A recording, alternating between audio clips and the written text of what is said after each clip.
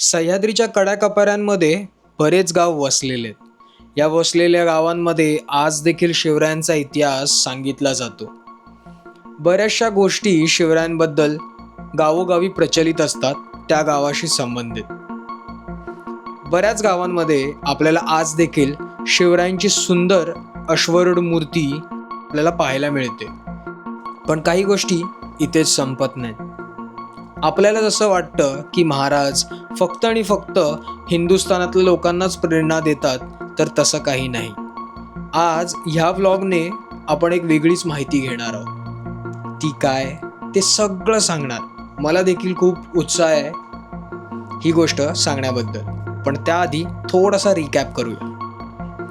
मुंबईवरून निघालेलो पालीच्या बल्लाळेश्वराचे दर्शन घ्यायला, म्हणून समोर दिसणाऱ्या सरसगडाच्या पायथ्याला पोचलो. जिथे दर्शन घेतलं बल्लाळेश्वराचं, मग तिथूनच गेलो नाडसूर फाट्याजवळ, जे जवळपास 3-3.5 किलोमीटर अंतरावरती वसलेले आहे पालीच्या बल्लाळेश्वरपासून. तिथे आपल्याला पाहायला मिळतात 21 गणपती. महाराष्ट्रातले आणि भारतातले उत्तर व दक्षिण भागातले काही गणपती इथे पाहायला मिळतात. असे 21 गणपती या मंदिरात आम्ही पाहिले. तिथून परत आम्ही सह्याद्रीच्या एका सुंदर गावात आलो. हे सुंदर गाव पाली गावापासून जवळपास 3-3.5 किलोमीटरच्या अंतरावर आहे. लोकेशन आणि डिटेल्स सगळंच मी डिस्क्रिप्शनमध्ये शेअर केलं आहे. हे जे ड्रोन शॉट तुम्हाला दिसत आहेत त्यामध्ये आपल्याला क्लिअरली दिसतोय तो आहे तैलबैला. त्याच्याच बाजूला सुधागड, घनगड देखील दिसतोय आणि सुधागडच्या पाठीमागे आणि घनगडाच्या समोर एकोलेची दरी दिसते. हा सगळा परिसर सह्याद्रीचा आहे, म्हणजेच शिवरायांचा इतिहास तर असणारच. तर मग आज आपण जे गाव पाहणार आहोत ते वसलेलं आहे सरसगडाच्या जवळ. या गावाचं नाव आहे सिद्धेश्वर. नाव ऐकूनच तुम्हाला समजलं असेल, इथल्या ग्रामदैवतावरतीच या गावाचं नाव ठेवलेलं आहे. हे मंदिर देखील आपण पुढच्या व्लॉगमध्ये पाहणार आहोत, पण त्याआधी या गावाबद्दल थोडंसं जाणून घ्यावं असं मला वाटतं. जेव्हा मी हे काही ड्रोन शॉट्स घेतले तेव्हा माझ्या नजरेत आलं की हे गाव जे वसलेलं आहे ते वसलेले सरसगड आणि सुधागड या भागाच्या मध्ये, म्हणजेच जुन्या काळामध्ये बरीच लोकांची ये जा या रस्त्यातून असणार. आणि जेव्हा मी गावात एंटर केलं तेव्हाच मला सुंदर प्रतिमा शिवरायांची पाहायला मिळाली. माझी उत्सुकता वाढत चाललेली, कारण बरंच काही या पुतळ्याबद्दल मी ऐकलं होतं, एका पॉडकास्टमध्ये पाहिलं देखील होतं. तो पॉडकास्ट देखील मी या व्लॉगमध्ये शेअर करणार आहे, तुम्ही आवर्जून पहा. मी माझ्या मित्रांसोबत म्हणजेच पेडणेकर काका, दिनेश काका, विजय ह्यांच्यासोबत इथे पोचलो. शिवरायांचा पुतळा गावात असणं म्हणजे काही नवीन गोष्ट नाही. आधी जसं म्हटलं, शिवराय गावापासून दिल्लीपर्यंत सगळ्यांना प्रेरणा देतात. ही प्रेरणा फक्त भारतापुरती सीमित नाही, भारताच्या पलीकडे देखील शिवराय प्रेरणा देतात. हा पुतळा जो बसवलाय ते बसवण्यामागे कष्ट गावकऱ्यांनी नक्कीच घेतले, पण त्याच गावकऱ्यांमध्ये बेने इस्रायली लोक देखील तेवढ्याच उत्सुकतेने काम करत होते. जे काही डोनेशन्स देण्यात आले, जे काही एफर्ट्स टाकण्यात आले, त्यामध्ये जसे गावकरी एकत्र आले, त्याचबरोबर ह्या गावामध्ये एक वैशिष्ट्यपूर्ण गोष्ट माझ्या नजरेस पडली.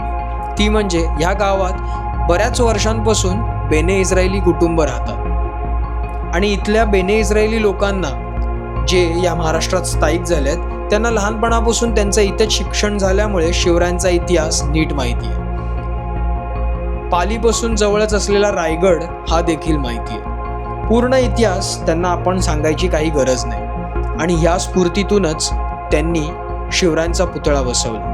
आणि ते जे बेने इस्रायली कुटुंब आहे त्यांची माहिती शिवरायांच्या पुतळ्याच्या चौथऱ्याला आपल्याला पाहायला मिळते. ती आपण आता वाचूया. त्यांचं नाव इथे आपल्याला कोरलेलं दिसतं. जय जिजाऊ, जय शिवराय, जय शंभूराजे. छत्रपती शिवाजी महाराज यांचे भव्य स्मारक सिद्धेश्वर ग्रामस्थ यांच्या संकल्पनेतून बनविण्यात आले आहे. कैलासवासी युसूफ अब्राहम वर्सुळकर यांच्या स्मरणार्थ AB व योसूफ वर्सुळकर इस्रायल यांच्याकडून भव्य शिवमूर्ती देण्यात आली आहे. शिवजयंती निमित्ताने दिनांक 28/3/2024 रोजी भव्य शिवस्मारकाचे उद्घाटन सोहळा सिद्धेश्वर शिवभक्तांकडून करण्यात आलेला आहे. इथे आपल्याला छोट्या छोट्या प्रतिमा देखील दिसतात, राजमाता जिजाबाईंच्या, शिवरायांच्या व रुद्ररूपी छत्रपती शंभूराजांचा.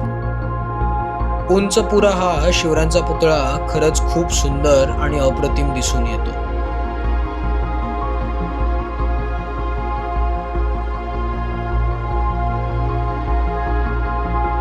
नमस्कार. हा आपल्या महाराजांचा पुतळा आहे. आणि तुम्ही ह्याच गावातल्या यादवच का? निलेश यादव चुलच भाऊ का? कारण मी रिसेंटली व्लॉग बघितलेला ज्यामध्ये AB वर्सुळकरांचा रेफरन्स होता आणि त्यांनी हे बांधलेलं. मी म्हटलं येऊया. सिद्धेश्वरला येऊन गेलेलो मी आधी, त्याचा व्लॉग पण बनवलेला. पण इथे येऊन मला माहीत नसल्यामुळे मी नंतर कळालं, मी आज परत आलो. खूप अभिनंदन, खूप मस्त वाटलं. मी प्रथमेश माने साताराच आहे आणि मुंबईला राहतो. सो पण मी व्लॉग आणि ट्रेक्स करत असतो. सो यादव म्हटल्यानंतर तेच मला क्लिक झालं, कारण निलेश यादव पण होते आणि अजून एक भाई म्हणून होते. भाईच ते. हां हो, तर त्यांचं रेफरन्स मिळालेलं. बरोबर, खूप छान. इस्रायल आणि भारताचे संबंध आपल्या गावात आहेत. ओके जस्ट तुमच्या गावात आलेलो. सिद्धेश्वर पण दर्शन घेतलं आणि म्हटलं काही कालांतराने मला एक ब्लॉग पाहायला मिळाला, त्याच्यामध्ये वारसुळकर सरांचा रेफरन्स, AB वर्सुळकर आणि इस्रायली आहेत ते. आणि त्यांनी इथे कष्ट घेऊन, गावकऱ्यांची मदत घेऊन आणि एक विचाराने हा पुतळा स्थापन केला आहे. तोच कवर करायला आलेलो आणि तेवढ्यात त्यांचेच बंधू मला भेटले. सो योगायोग खूप सुंदर झाला. गावाबद्दल अजून काय दादा सांगता येईल? गावामध्ये सिद्धेश्वर देवस्थान, यादवपर्यंत स्वयंभू शिवमंदिर आहे, जागृत देवस्थान आहे आणि बापूजी मंदिर, बाकी इतर भरपूर सगळ्या सोयीसुविधा आहेत. बापूजींचं मंदिर म्हणजे ग्रामदेवता. ह्या रिलेशनबद्दल काय सांगू शकेल? किती कुटुंब, इस्रायली फॅमिली आणि किती काळापासून? इस्रायली फॅमिली आता जवळजवळ 7 लोक आहेत. सिद्धेश्वर स्वतःचं घर आहे त्यांचं. म्हणजे AB वर्सुळकर आहे, त्यांचा भाऊ शिवन वर्सुळकर असतो. आणि हे जुने म्हणजे बऱ्याच माझ्याकडे 2 पिढ्या असतील त्यांच्या इथे राहिलेल्या सिद्धेश्वरमध्ये वर्सुळकर फॅमिलीच्या. आता बाकी लोक त्यांचे तिकडे एक 20 वर्ष त्यांचे विनाशेठ वर्सुळकर म्हणून सरपंच होते या गावचे. ओके, सरपंच होते 20 वर्ष. म्हणजे त्यांनी पण चांगलं कारकीर्द सांभाळली. त्याच्यानंतर त्यांचे बरेचसे नातेवाईक आता ते इस्रायलमध्ये गेलेले आहेत. तरी येऊन जाऊन संबंध ठेवून असतात. सो हाच एक मूळ फरक आहे काही लोकांमध्ये आणि इस्रायली आणि हिंदूजमध्ये. हे साम्य आहे. हे या मातीतलं एक कला म्हणा की 2 वेगवेगळ्या समाजातले लोक एका गावात राहिले पण एकत्र राहिले. आणि इस्रायली कुटुंब शिवरायांना मानतं आणि ह्याचं कारण काय, तर या मातीत त्यांचा परवरिश झालं, या मातीत त्यांचे संस्कार झाले आणि ते विसरले नाहीत. त्यांनी जसं इथे कॉन्ट्रीब्युशन देऊन महाराजांचा पुतळा बसवला, तसाच तोच विचार त्यांच्या लोकांमध्ये रुजू झालेला आहे आणि ते इस्रायलमध्ये सुद्धा शिवरायांचा पुतळा बसवणार आहे. सो खूप बरं वाटलं. हा जो विचार आहे, ही जी न्यूज आहे की महाराजांचा पुतळा इस्रायलमध्ये बसवणार आहे, याची सुरुवात किंवा याची कल्पना आपल्या गावापासून, महाराष्ट्रापासून, सिद्धेश्वरमधून झालेली आहे. ही संकल्पना खरंच खूप सुंदर आहे आणि मला वाटतं महाराज सगळ्या देशांमध्ये एक पुतळा असला पाहिजे अशी पर्सनॅलिटी आहे. महाराजांनी जनतेच्यासाठी, रयतेसाठी जेवढं काही केलं ते आपण किती शब्दामध्ये मांडलं तरी ते कधीच कमीच आहे आणि संपणारच नाही. इतकं. धन्यवाद दादा, भेटूया. तर मग हे होते रवी यादव.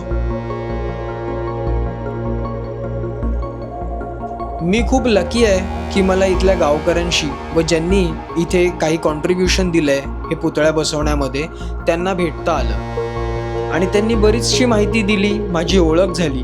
महत्त्वाची गोष्ट ही आहे की मी आज त्यांना भेटलो.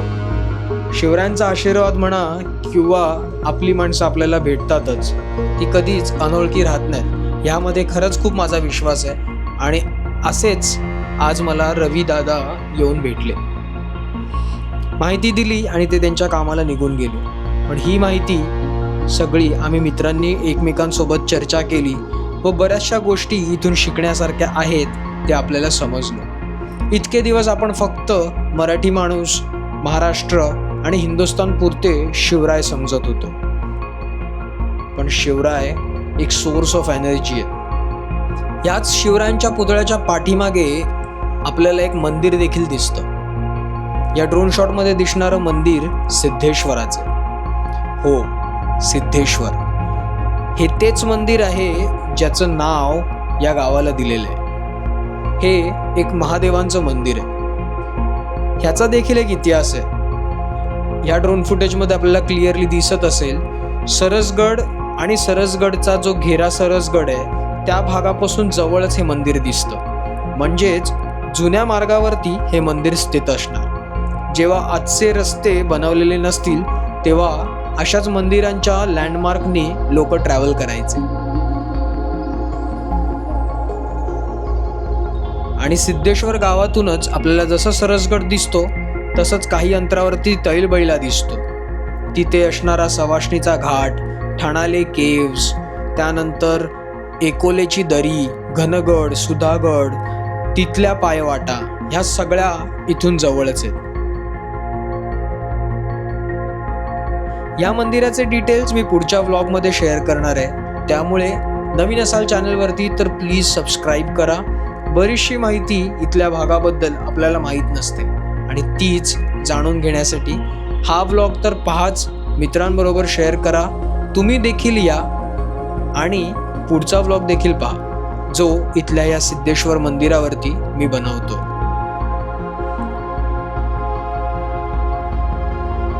तर मग भेटूया पुढच्या व्लॉगमध्ये. तोपर्यंत जय शंभूराजे, जय शिवराय.